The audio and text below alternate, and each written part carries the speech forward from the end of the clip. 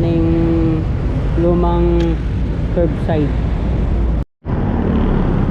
Ito sa ibabaw ng Guadalupe Bridge, wala pang inaayos. Sa baba may JP Rizal, meron ng ginagawa doon.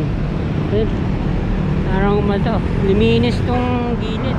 Ito, nasa ano ulit tayo, head sa southbound sa Guadalupe, Makati City. Mag-update ulit tayo mga kabayan ng head sa rebuilding.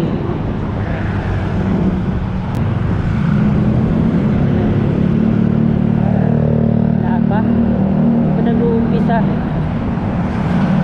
upgrade head sa busway Guadalupe Station.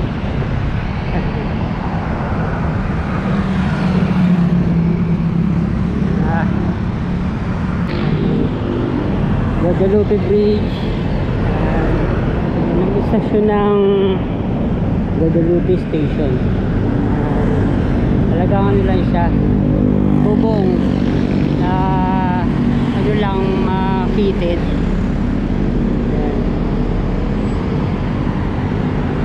Mga bagong istasyon ngayon, ano na, malalapad na yung mga bubong.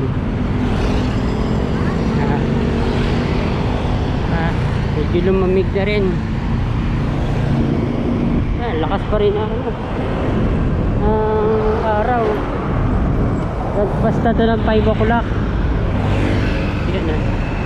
Sa kanan babaan, sakayan.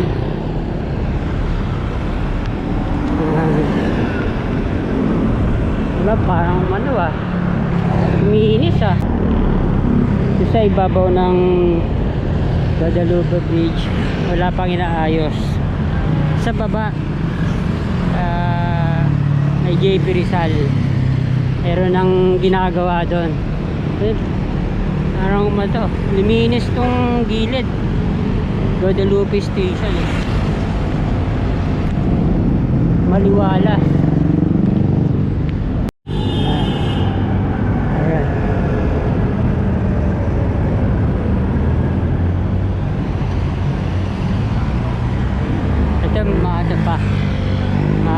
Dumi pa.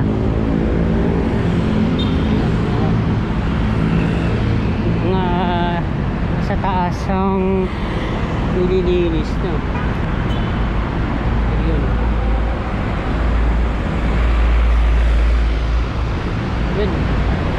Ano pa? Budget pa. Dumi pa dun. Ito rin pagkalagpas ng Guadalupe.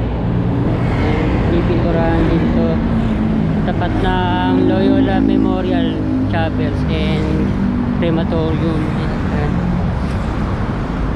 Ganda na pipintura lang nito. Meron na kagad graffiti. Meron mga ano talaga, may topak na babandalize, lalagay ng graffiti. Kaya kahit anong pagpapaganda mo doon sa pader, lugar, pag meron dumang mga may topak, grabe. Tignan natin dito rin natapos nila.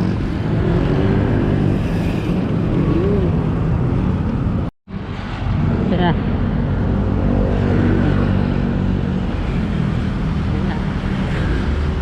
Yung ano na lang, pinaka design.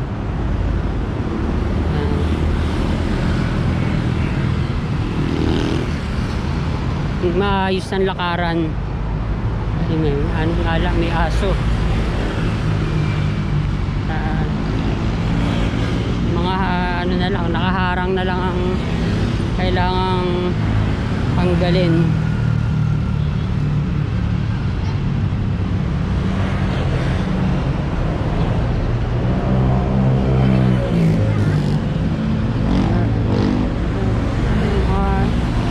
Street dwellers,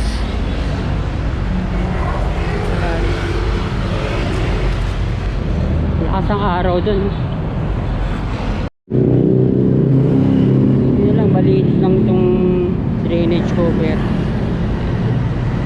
So pwede namang ano lang, maliit lang, ay hindi siya magkakasunod na mga drainage.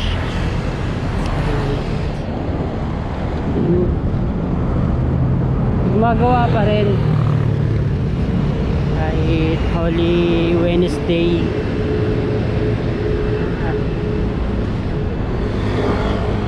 Binawasan na yung mga barriers.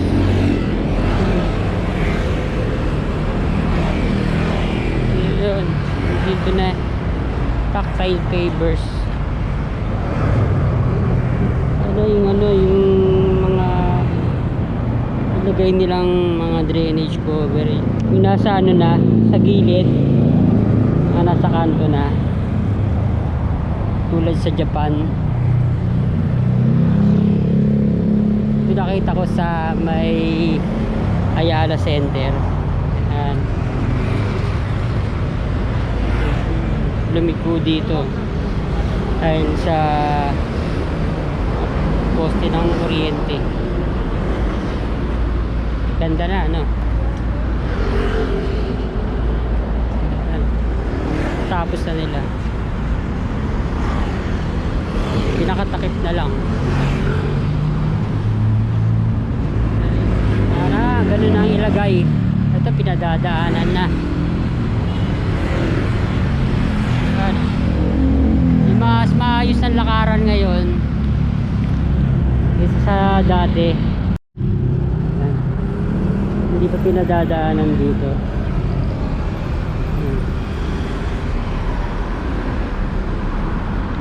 Dito pwede na.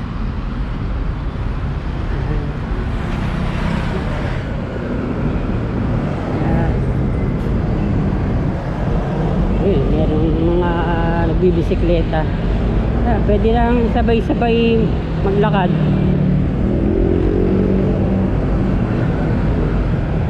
Iba yung mga lumang drainage covers, sobrang lalaki.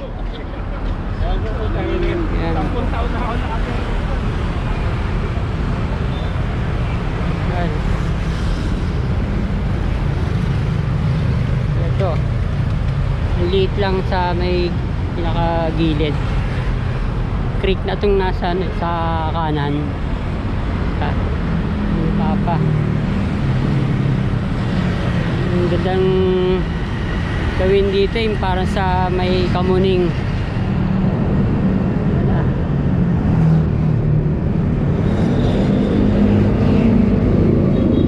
Ito natin yung creek.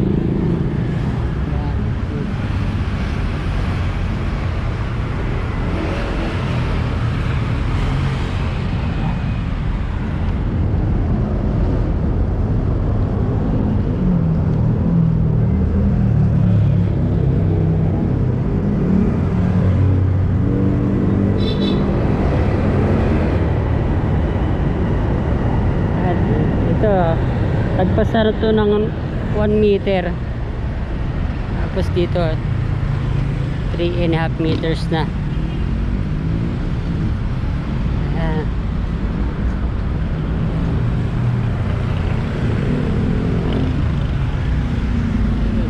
Sana magawa to sa mga ibang kalsada, no?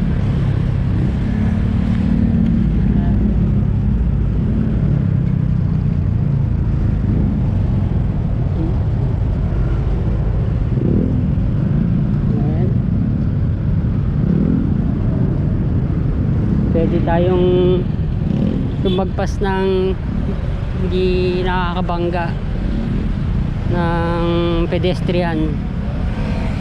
Ayun. Then,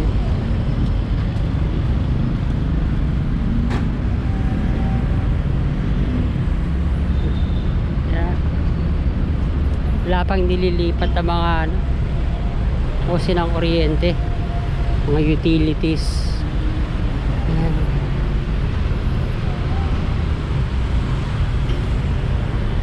Pa Tuloy na sana ano, sa may Estrella Street. Ayan ah. Ayan natin. Kung magpas na ng Buendia.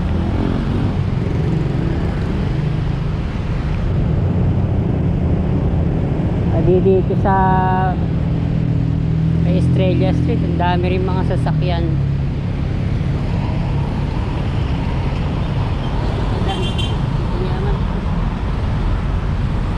Yan. Tingnan natin.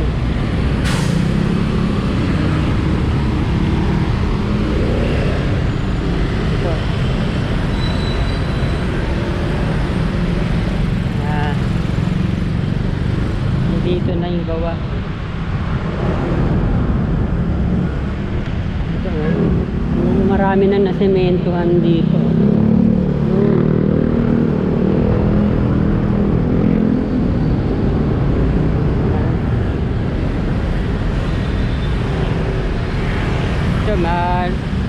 Dadaanan na kahit hindi bumaba ng sidewalk. Ano pa rin talaga, maliit pa rin.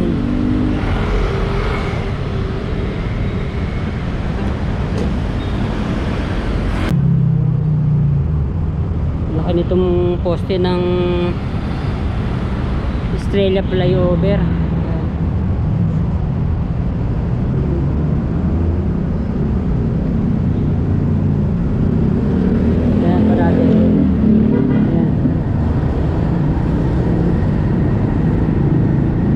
Signage.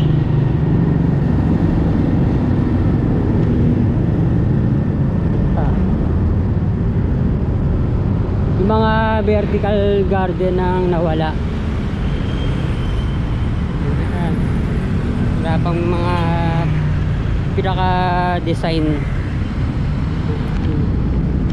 Tingnan pa natin doon sa may Buendia.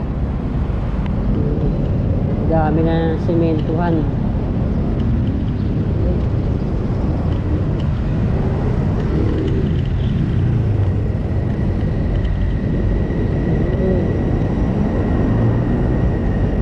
Tutubig pa. Meron pang sirang dito, tubo ng tubig.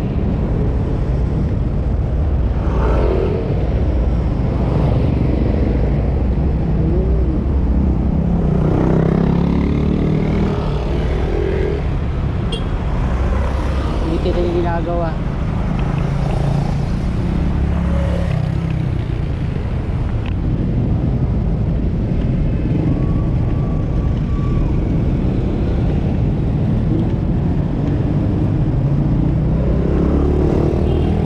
Ito pwedeng daanan. Takbak na yung lumang curbside.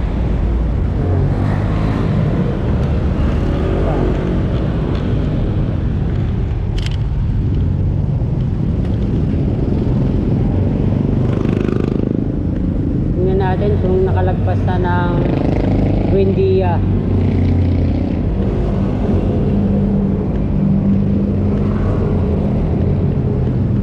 Dito lalagyan na lang ng pinaka-design. Lapad na dito. Meron ng gutter.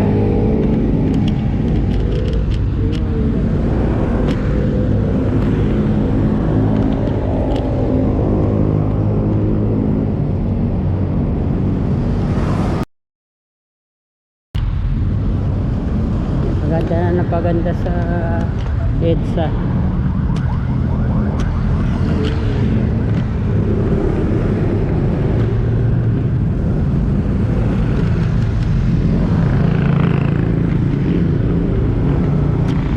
Tapos nandito na yung pinaka maliit na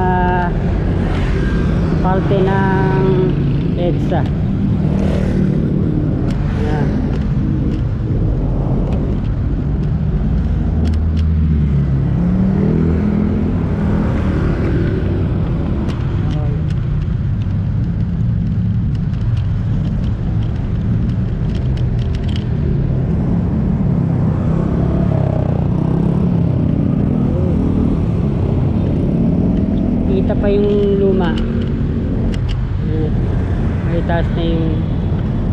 manhole.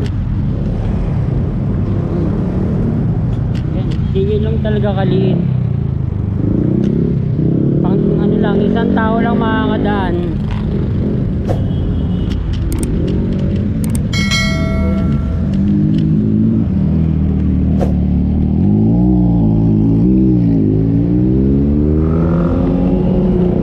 Dami pa rin mga sasakyan. Ay tagmahal ng gasolina, no? Kaya sa isang linggo pa kaya tataas pa. So, konti na lang, nasa ano na, Buendia na. Gawa na yung gutter.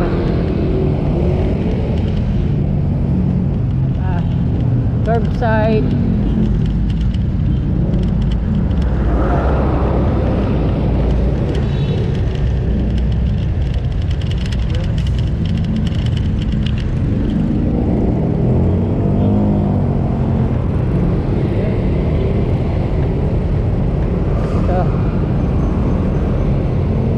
Medyo maliit pa.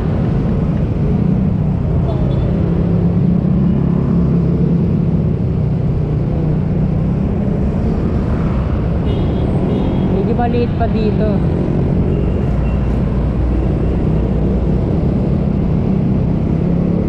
Kaya yun, igibayin kaya itong pader.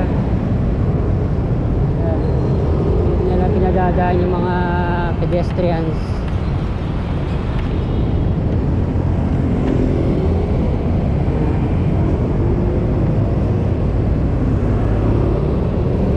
Ganito kaya ang paggawa ng sidewalk sa ibang bansa. So, pati yung gutter merong mga rebar.